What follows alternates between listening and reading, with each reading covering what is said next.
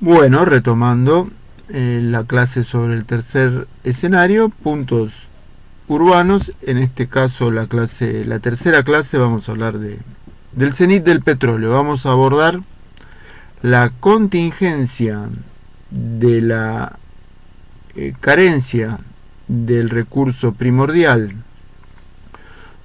del programa civilizatorio y cómo lo han observado distintas corrientes de opinión a lo largo del planeta. Así que bueno, comenzamos. El cenit del petróleo, entonces, como decíamos, proviene de una tesis que presenta el ingeniero Hubert, que inexorablemente habría de declinar la capacidad de obtención de este recurso. La ingeniería de aprovechamiento de las energías no renovables comienza a ser un tema global hacia el año 1972 con un informe nacido en Roma que tiene que ver con entonces lo que comienza a llamarse el desarrollo sostenible, la búsqueda de una manera de vivir expandible a nivel global y estable como matriz económica de sostenerse en el tiempo. ¿Qué fue lo que fue ocurriendo? A medida que, como lo decíamos al principio de este capítulo, a medida que la disponibilidad de la energía se restringe, menos personas resultan beneficiadas y más gente, más población resulta expulsada hacia las márgenes sin un programa de vida o de desarrollo planificado. Es así como cruelmente el número de personas iluminadas por el desarrollismo comienza a declinar tanto en número como en calidad en todos los países de la periferia de las grandes potencias mundiales. Es así como llegamos al siglo XXI con el primer caso de táctica de protección frente a un colapso de categorías económicas a nivel global. Lo primero fue que la Comunidad Económica Europea emite una moneda de referencia internacional comunitaria, blindando así una emisión monetaria de 4-1 sobre los activos en divisas registrados en sus propios bancos comunitarios, emitiendo una cantidad descomunal de euros, provocando al resto del orbe sosteniendo una ficción de que Europa era una potencia económica, cuando en realidad estaba emitiendo billetes como garantía de pago de todos los servicios de los que era comprador a nivel global. Esto genera una crisis realmente que nosotros empezamos de inmediato, digamos, en Argentina se vio ese día directamente. El 19 de diciembre del 2001 nace el euro interbancario en ese feriado de Navidad, ese feriado bancario largo de Navidad.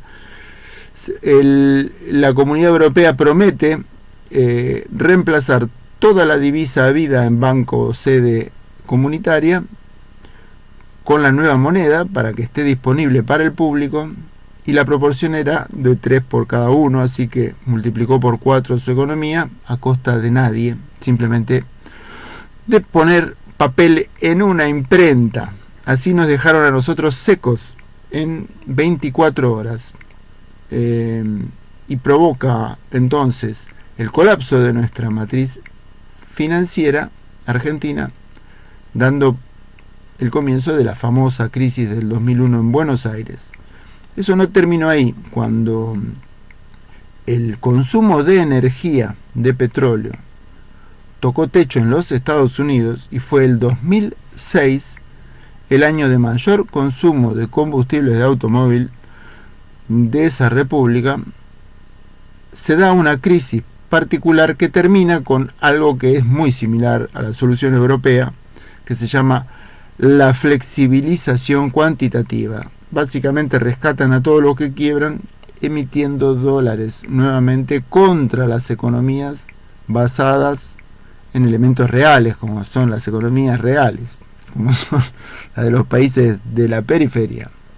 Así poco a poco nos vamos empobreciendo significativamente todos los que necesitamos extraer la riqueza y trabajar por ella, contra un programa financiero que no nos da ninguna devolución a cambio, salvo que empodera cada vez de una manera más notoria los elementos de control social, no solo las fuerzas represivas, como en la década del 70, sino que ahora también sistemas de control psicológicos y de investigación, de observación de la conducta colectiva, francamente de ciencia ficción.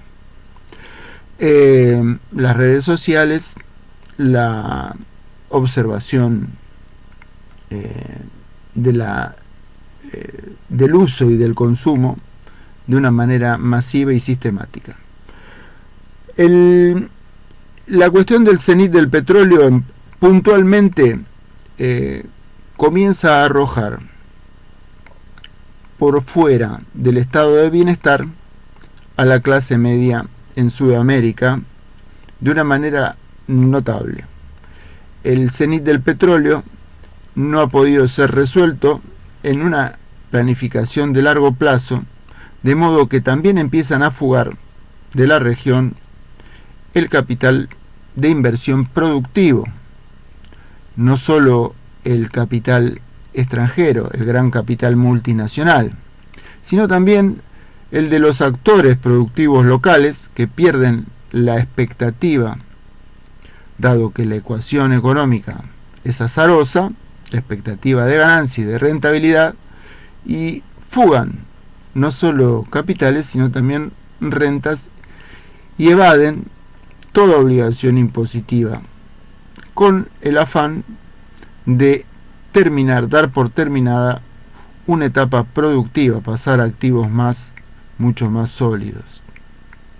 Esta condición deja sin programa de producción a numerosas regiones que se terminan reconcentrando en formas de actividad económica francamente desesperantes. El extractivismo, modalidades terminales que dejan al suelo y a las aguas en una extenuación irreversible que torna las regiones inhabitables en pos de los últimos recursos naturales que queden a disposición de una ecuación económica. ¿Por qué digo una ecuación económica? Porque nadie pone plata a pérdida, nadie pone más plata de la que vale un recurso. No existe. O sea, la tasa de retorno energético es un punto interesante a observar, puesto que cuando se produce una discontinuidad funcional en el flujo de una energía fósil, todos tienen tendencia a creer que esa energía abordará un precio más alto, o sea, los liberales, por su escasez, y que eso alentará al inversor a destinar una ingeniería de aprovechamiento más cara. En el comienzo de este año 2020 pudimos comprobar todo lo contrario. El cenit del petróleo, lejos de alentar energías más caras, el fracking, los biocombustibles, la energía solar, la eólica, los yacimientos petrolíferos offshore, ha demostrado que todas esas fuentes quedan obsoletas de la noche a la mañana cuando el precio de la energía cae. ¿Por qué cayó el precio de la energía? ¿Es una maniobra? ¿Es un boicot? ¿Un embargo?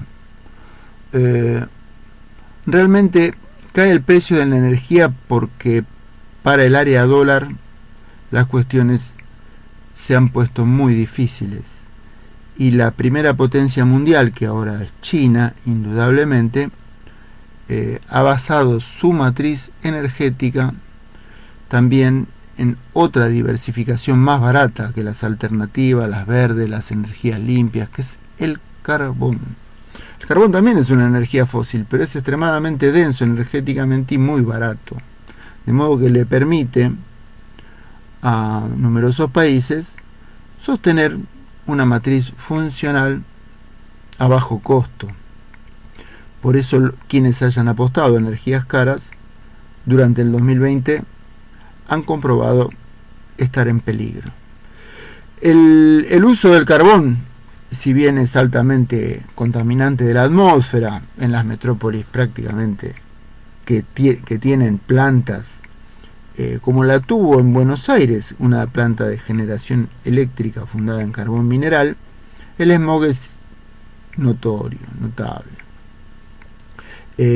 Eso tiene consecuencias planetarias, sí, hay numerosa teoría acompañando esa tesis, parece una preocupación. Pero realmente para las economías que han elegido basarse en el carbón, la crisis por lo menos no afectará al estándar de vida de sus clases medias. Así que bueno, el cenit del petróleo, la pobreza energética, el relato de cómo volver a reconstruir un modelo de desarrollo